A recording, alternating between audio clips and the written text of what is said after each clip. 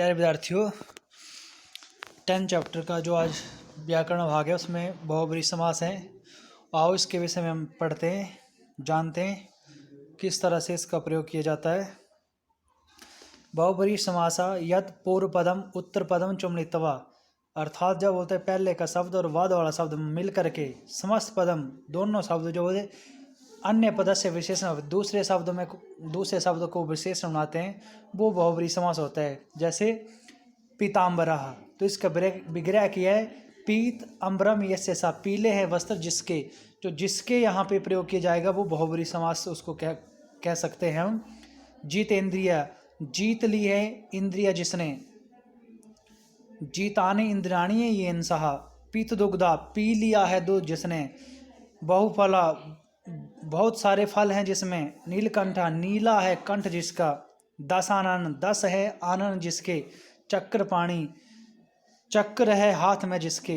लंबोदर, लंबम उदरम, यह लंबा है पेट जिसका। नीलांबरा, नीले है वस्त्र जिसके। तो ये आपको बहुब्रीहि समास दिया हुआ है, अर्थात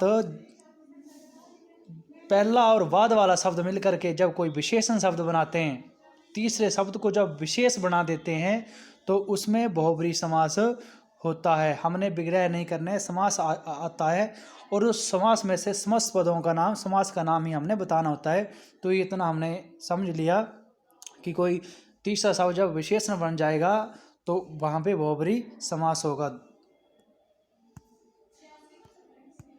ये आपको कुछ अभ्यास करने को दिया था, ये आपको पहले भी दिए हुए हैं अभिभाव, और हमने कर लिए। तो आपने बताना है यथाविधि में कौन सा समास है। तो हमने किया था जिसका पहला शब्द अवे आएगा वो अभिभाव समास होगा। तो ये अभिभाव गजानन, अब वही पीछे पढ़ लिया है कि गजानन, दशानन था कि 10 हैं मुख जिसके। गजानन, गज बोलते हैं हाथी, हाथियों के जैसा मुख है जिसका।